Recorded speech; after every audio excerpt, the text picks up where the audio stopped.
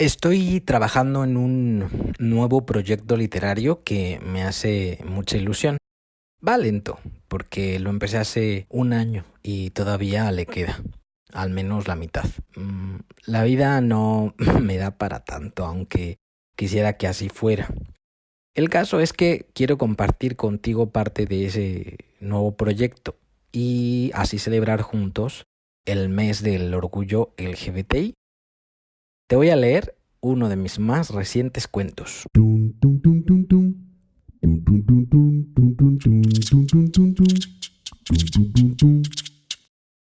Esta es la primera vez que grabo solo audio, así que aprovecho para saludarte a ti que me escuchas a través del podcast de iTunes, Evox o Spotify. Muchas gracias por dejarme acompañarte mientras realizas cualquier otra actividad. Me siento muy afortunado por formar parte de tu vida y que me permita ser tu coach literario en línea. Dicho lo anterior, voy al lío. Escribí este cuento autobiográfico el verano pasado porque tenía ganas de celebrar el Día del Orgullo LGBTI de una manera especial. Me gustaría contarte que empecé a escribir este cuento después de haber escrito otros dos en torno a mi infancia y el descubrimiento de mi orientación sexual. Sin tener relación alguna con la obra de Jane Austen, desde que empecé a escribir estos cuentos, pensé en ellos bajo el título Orgullo y Prejuicios, porque de algún modo a través de ellos pongo de manifiesto que detrás de mi actual orgullo gay hubo un sinfín de prejuicios que de un modo inconsciente, como posiblemente sucedió o sucede a otras personas como yo, legitimaban la homofobia y el comportamiento heteronormativo y heteropatriarcal que me hacía daño. Lo que intento decir es que, sin darme cuenta, yo legitimaba la homofobia de los demás, algo que parece increíble, pero que aún hoy sigue haciendo mucha gente sin darse cuenta, contra lo que hay que luchar a través de la toma de conciencia. He aquí, pues, este ejercicio de memoria que forma parte de este proyecto literario en el que estoy trabajando y que espero poder presentarte íntegro dentro de no mucho tiempo. El cuento se titula Esa mañana que no pude nadar y dice así. Estudié en una escuela primaria pública que era ligeramente distinta al del resto, pero nada fuera de lo normal. Mi madre fue funcionaria durante 20 años. Trabajó para una institución dedicada al cuidado y desarrollo de la familia. Dicha institución creó un programa de educación básica y preescolar exclusiva para los hijos de sus trabajadores, lo que aliviaba en gran medida las cargas de mis padres. Tenía una guardería y una primaria, cuyos horarios parecían más los de un medio internado. Entrábamos a las 8 de la mañana y salíamos a las 3 de la tarde. Había tiempo de sobra para realizar actividades extraescolares, todas en el entorno escolar y dentro de ese horario. Cada día de la semana había una actividad distinta: karate, natación, música, danza, educación física, artes plásticas, etc. Con tantas actividades, era fácil confundirse u olvidarse de algo, pues con cada una de ellas había que llevar distintos materiales o indumentaria escolar, añadidos al típico mochilón de 10 kilos que llevábamos siempre. De modo que uno de esos días olvidé en casa la maleta con el traje de baño y la toalla para hacer natación. Ahora recuerdo todo esto porque a mí nadar me gusta mucho. Y nadando, un día empecé a tirar del hilo, pero tardé mucho en recordar. Lo recuerdo sobre todo por lo que pasó a causa de olvidar la toalla y el traje de baño aquel día. Lo que pasó esa mañana que no pude nadar. La escuela me gustaba menos que nadar, como prácticamente a cualquier chico con 2 dedos de frente y televisión en casa. El recreo o las actividades extraescolares siempre me gustaban, incluso el karate, aunque normalmente mis compañeros utilizaban el contexto para golpearme sin remordimiento o sin tener que reconocer que detrás de esos golpes había pura violencia. No me di cuenta de que había olvidado la indumentaria de natación, sino hasta que llegamos a la escuela y entramos al deportivo donde estaba la piscina. Nos formaban a todos en una hilera, mochila al hombro, para llegar andando al deportivo. Pasaban lista a la velocidad de la luz y nos dejaban entrar a los vestidores para cambiarnos. Como no debíamos dejar la escuela al mediodía, como el resto de los niños del país, muchos de los días en semana realizábamos las actividades extraescolares a primera hora de la mañana. Entré a los vestidores, como todos, y cuando abrí la mochila me encontré solo con el sándwich de jamón que mi madre me preparaba para comer en el recreo y los libros y libretas que iba a utilizar ese día. Me encogí de hombros. Salí del vestidor para encontrarme con mi profesora y esperar una regañina. La encontré y recibí la regañina, para acto seguido sentarme en uno de los asientos de las gradas, desde donde podía contemplar la actividad de la piscina. Calculé que mi mañana iba a ser aburrida. Calculé mal.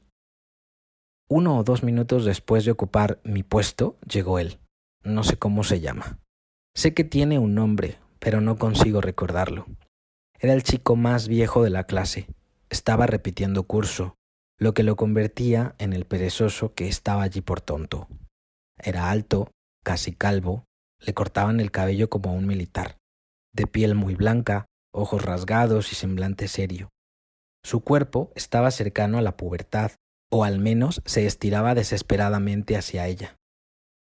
Era un chico solitario y sensible como yo, pero tenía fama de raro, y eso bastaba, como en cualquier escuela, para rechazarlo. Casi nunca hablaba. Cuando se sentó a mi lado, supuse que tampoco hablaría esa mañana. La clase de natación duraba 2 horas, durante las que el grupo de niños obedecía la instrucción de un señor con cuerpo de haber ido a las Olimpiadas y nuestra profesora salía a fumar o charlar con las chicas que hacían la limpieza. Como era de esperar, no habían transcurrido ni 15 minutos cuando él y yo ya corríamos libremente sobre las colchonetas del deportivo o brincábamos sobre los asientos de las gradas, sin temor a desbarrancarnos. A los 20 minutos se nos había terminado el deportivo y necesitábamos territorios nuevos para explorar. Así que decidimos investigar cómo eran los vestidores cuando el grupo entero nadaba en la piscina. Entramos y comprobamos que el vestidor era igual de aburrido que siempre. Al fondo había unas duchas que a mí me daban miedo, porque todos podían verte cuando te enjabonabas el cuerpo. Es curioso cómo algo que te daba miedo en la infancia, en la adultez, puede parecerte idílico. No había manera de impedir que otros te vieran. Yo siempre volvía a casa oliendo a clarasol porque no me atrevía a ducharme allí. Los chicos siempre aprovechaban cuando yo tenía jabón en la cabeza para darme una nalgada, ponerme la zancadilla o pellizcarme los pezones. Junto a las duchas había 3 o 4 excusados. Estos sí divididos por paredes falsas. Era todo muy aburrido. Entonces me di la vuelta y me dirigí hacia la salida. Pero él me sujetó por un brazo y me dijo, ¿jugamos? Esa fue la primera vez que supe que una misma palabra podía tener significados diametralmente distintos. Estábamos buscando el modo de hacer que aquellas horas fueran entretenidas, así que me pareció lógico aceptar su propuesta. Después de todo, aquel niño raro ya no parecía tan raro ahora que jugaba conmigo. Me dijo que saldría del vestidor. Me pidió que yo me escondiera. Eso hicimos. Un instante después de que él se salió, yo busqué absurdamente un sitio donde esconderme, porque en esos vestidores no había manera, a no ser que me escondiera en uno de los retretes que tenían paredes falsas. Lógico, ¿no? A mí nada me pareció extraño hasta ese momento, porque era un niño y estaba jugando en el sentido más literal de la palabra. Lo único que me pareció extraño fue que él tardara tanto en encontrarme cuando solo había un sitio posible para esconderse en los vestidores. Ahora pienso que tal vez se sentía inseguro y se lo estaba pensando. Mi ingenuidad me llevó a esperar allí, aunque no más de 2 minutos. Lo escuché entrar y me subí sobre el retrete para que no pudiera verme los pies. Realmente no sé qué esperaba que sucediera, porque el chiste de todo aquello estaba en que abriría la puerta y me encontraría montado en el retrete. Y eso pasó. Y reímos como tontos hasta que él entró a ese espacio reducido del retrete y me miró quieto y risueño desde el suelo. Me sujetó por las piernas como si quisiera tirarme, y yo quise hacer equilibrio sujetándole los hombros. A diferencia del modo en que otros niños se comportaban conmigo, él no quería hacerme daño. Estaba jugando. Era brusco, pero no quería hacerme daño.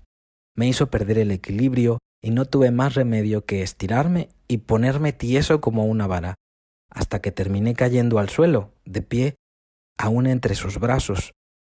Nos quedamos viendo cara a cara durante un instante, y sin más, me besó. Fue un beso breve y seco, y al beso le continuó una carcajada. Supongo que nos pusimos nerviosos porque instintivamente miramos alrededor, como si alguien pudiera vernos y nos acabáramos de dar cuenta de que no se lo habíamos impedido. Pero estábamos solos, completamente solos. Esto dio pie a que el juego se prolongara y de pronto los vestidores dejaron de ser aburridos. Mi recuerdo me trae a la cabeza una sensación parecida a la que tiene una persona cuando fuma por primera vez o cuando ve porno por primera vez, sin importar la edad que tenga. Es placentero y culpígeno. Sabíamos que estaríamos solos un buen rato y con esa confianza permanecimos entre las paredes falsas del retrete. Ya no dijimos más. No hacía falta. Nos mirábamos y nos agarrábamos las manos con total naturalidad. Yo me sentía contento a pesar del miedo y él parecía compartir la emoción. Antes de que la clase de natación terminara, averigüé lo que sentía la gente que se besaba en televisión. Me pareció muy lógico que besarse fuera una actividad que todo el mundo deseaba y con la que todo el mundo parecía sentir vergüenza. Fueron tan graves las sensaciones que produjeron esos besos a lo largo de la mañana que él y yo permanecimos borrachos de dopamina hasta antes del recreo. No estoy seguro de lo que sucedió entre tanto, lo que habremos hecho o dicho durante las clases, una vez que el grupo salió de la piscina y entramos al aula. Quizá la maestra nos aturdió con sumas y restas, quizá hicimos algunas planas de oraciones simples o compuestas, puede que alguien se hiciera el gracioso y pusiera una tachuela en mi banca, no sé. Lo que sé es que ambos queríamos repetir y nos aseguramos de que así sucediera. Durante el recreo descubrimos un recoveco al final de un pasillo terraza en la primera planta de uno de los edificios de la escuela. Estaba lleno de escritorios y sillas viejas, resguardados bajo las ramas del ficus gigante que invadía el patio de juegos. Era un sitio relativamente solo y lo suficientemente escondido como para servirnos. No me cuestioné por qué los demás podían darse besos a vista de todo el mundo. Y no es que mi escuela reventara de niños y niñas besucones, pero de haberlos, lo sabía. Y yo me acababa de reconocer como uno de ellos, pero no me sentía libre de besarme con él detrás del ficus gigante, como todo el mundo, en una zona discreta, pero al alcance de cualquiera. Allí, debajo de un montón de muebles viejos y llenos de polillas, él y yo nos volvimos a besar. A cualquiera que le haya salido bien un plan 2 veces, querrá hacerlo una tercera. Y por eso, al llegar la tarde, durante esas horas previas a la comida y posteriores al estudio, él y yo escapamos del salón, como lo hacían muchos para ir al baño, tomar agua o ir a la enfermería. Nos encontramos en la puerta del baño de niños, donde solo se respiraba aire de orín. Nos bastó una ráfaga para claudicar y nos quedamos allí de pie, como quien no sabe qué hacer aún sabiendo lo que quiere. Entonces él, que era quien llevaba la voz cantante, porque yo era solo una ola empujada por la mar de la sorpresa y el deseo, me señaló un escritorio que estaba en el mismo balcón terraza de la primera planta en el que nos besamos durante el recreo, y probablemente él sintió lo que Rodrigo de Triana al señalar las Indias desde el mástil. Era como si el descubrimiento de aquel escritorio nos hubiera salvado la vida. Sin pensar, fuimos allí, a escondernos debajo. Lo que no he contado es que en esa escuela había 3 edificios, el antes mencionado y otros 2, de casi idéntico tamaño y forma en torno a un gran patio. Entre 2 de aquellos edificios estaba el ficus gigante, y en el tercer edificio yo tomaba clases junto a muchos otros grupos. Mi edificio estaba justo enfrente de aquel que tenía el escritorio bajo el que él y yo fuimos a escondernos para dar rienda suelta al deseo de besarnos. Porque esa era nuestra necesidad, dejar que nuestros labios se juntaran torpemente. Nada más. Estuvimos bajo ese escritorio quizá durante un par de minutos, besándonos como si no hubiera un mañana. Esos minutos a mí me parecieron horas, un tiempo durante el que todo se suspendió. Tengo el recuerdo de aquellos besos como un instante insonoro y bien iluminado. Un instante que se encapsuló en mi cabeza como esas pequeñas ciudades o monumentos que vienen dentro de burbujas de agua con brillantina. Un recuerdo que me empeñé en recuperar, pues, contrario a lo que ahora parece, olvidé durante años de mi vida. Exactamente desde esa tarde y hasta que cumplí 19 o 20 años. Una tarde en que nadaba en una piscina que habían abierto en mi barrio, pensando en lo que un colega de universidad me preguntó al mediodía. ¿Cuándo te echaste el primer caldo a partir de ese mediodía? Víspera al Día del Orgullo Gay, me propuse volver a los años de infancia que se habían borrado de mi mente, para extraer de mi memoria unos hechos de los que apenas quedaban emociones. ¿Cómo puede ser que un recuerdo, ahora tan intenso y claro, pudiera borrarse de mi mente durante tantos años? Pues bien, la causa está en lo que pasó después de esos besos. Quiero concluir, pues no encuentro otros motivos. Nos estábamos besando cuando unos gritos infantiles, incrédulos y desesperados, rompieron mi burbuja de agua con brillantina. La dopamina y la estupidez nos hicieron olvidar que no éramos invisibles, que del otro lado del patio estaba el edificio donde tomábamos clases, con sus salones de amplios ventanales rellenos de inquina infantil y juvenil. De un momento a otro, esos gritos me sacaron de allí, tan rápido y con tanta fuerza que no pude volver durante años. A pesar de mi sorpresa y del pánico que le acompañaba, miré hacia aquel edificio contiguo. Vi las caras de mis compañeros y compañeras de clase, literalmente pegadas al cristal, unas contra otras, y en la puerta del salón, la señorita Gaby, una dulce joven a la que le hacían falta unos años para ser adulta, pero que estaba perfectamente cualificada para ser la niñera de 40 niños durante 4 horas al día. Todos nos miraban desde allí con el mismo estupor que nosotros les mirábamos a ellos. Él y yo abandonamos el escritorio. Corrimos como si tuviéramos la certeza de que al bajar las escaleras que dirigían al patio se abriría un hueco en alguna pared para escapar hacia Dios sabe dónde. No sé lo que pasó con él.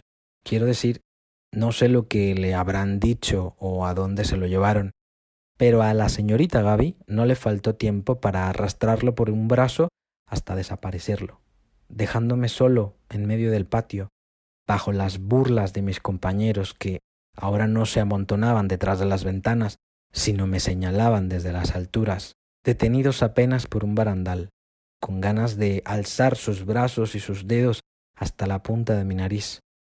Me quedé allí paralizado hasta que la señorita Gaby volvió y me llevó a un aula vacía, donde comenzó el proceso de borrado.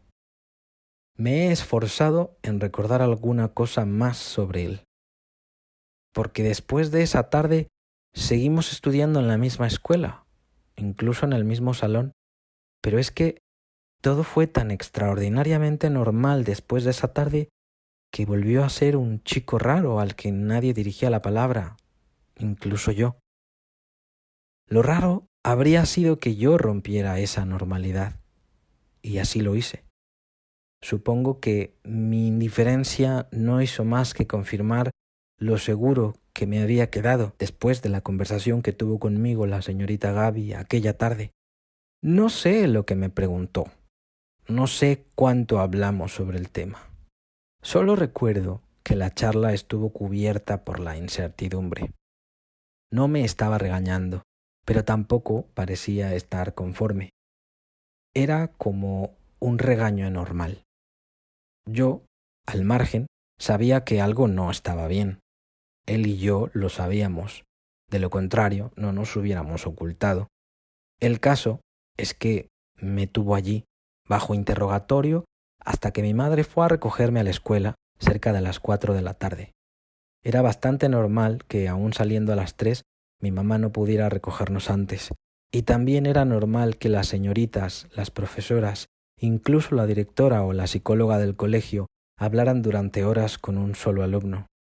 Mi escuela era de ese tipo de escuela en la que parece que el personal se interesa por los alumnos y hace bien su trabajo. También es verdad que eran otros tiempos. Vi a mi madre entrar a la escuela desde el aula en la que yo me encontraba con la señorita Gaby. Entonces ella salió del aula y me pidió que me quedara allí hasta que mi madre entrara a recogerme. No tardó nada en volver. No tengo la menor idea de lo que hizo durante esos minutos, no más de 2. Y volvió a donde yo me encontraba, invadida por una especie de paz que se contradecía, porque su estado de ánimo había sido parecido al de una mosca atolondrada. Y me dijo: y esto es lo único que conseguí recordar de nuestra conversación con más o menos fortuna. Esto es importante. Tú y yo sabemos lo que ha sucedido. No estuvo bien, pero no pasa nada, ¿verdad? Te propongo una cosa. Tu mamá está viniendo hacia aquí. Podría decírselo todo, pero tú no quieres eso. Si tú me prometes no decir nada de esto a nadie, yo te prometo no decirlo tampoco. ¿Qué te parece? Y acepté. No sé lo que hice el resto de la tarde en casa. Probablemente alguna tarea, ver un capítulo nuevo de los Power Rangers o de María la del barrio. El día siguiente era viernes y teníamos clase de artes plásticas, así que me preparé la maleta con los materiales que íbamos a necesitar. Cené junto a mi hermano y me fui a dormir. Volví a casa convencido de que nada malo pasaría. Tenía la palabra de la señorita Gaby, que se había tomado la molestia de hablar conmigo y finalmente concluir que nada pasaba, que nada había sucedido ni tenía que suceder. Y así fue. Mi madre nunca tocó el tema conmigo, y aunque podría hacerlo, no sé si querría reconocer algo de esto. Tampoco hace falta ya. Y al día siguiente, ninguno de mis compañeros dijo una sola palabra sobre lo que había sucedido el día anterior, aunque a partir de entonces me miraron de otra forma. La única diferencia fue que las tachuelas se convirtieron en agujas y los pellizcos en empujones directos que me hicieron estrellar contra el suelo a menudo. Nada que no pudiera soportar. Nada que fuera extraño en las circunstancias de alguien como yo, en una escuela como esa. Volví a sentarme junto a las niñas con las que generalmente me llevaba bien y no me sentía tan diferente. Procuré sentirme tan normal como pude y no di más importancia a los hechos. Seguí sin jugar al fútbol y no volví a faltar a una clase de natación. Él siguió siendo raro y silencioso, alto y casi calvo. No recuerdo haber vuelto a hablar con él, solo recuerdo que alguna vez mis padres nos llevaron a mi hermano y a mí al circo, y allí estaba él, sentado junto a su familia, dispuesto a ver la función del circo en total normalidad. El ambiente, en general, fue tranquilo y complaciente, a tal grado que no volví a sentir lo que sentí ese día bajo el escritorio durante al menos 9 años. Si te gustó esta historia, suscríbete al canal o al podcast. Dale me gusta al vídeo y compártelo con todas aquellas personas a las que consideres que podría ayudar a tomar conciencia de las formas inconscientes en que se legitima la homofobia. Si has escuchado con atención esta historia, quizá te haya venido al recuerdo alguna anécdota parecida.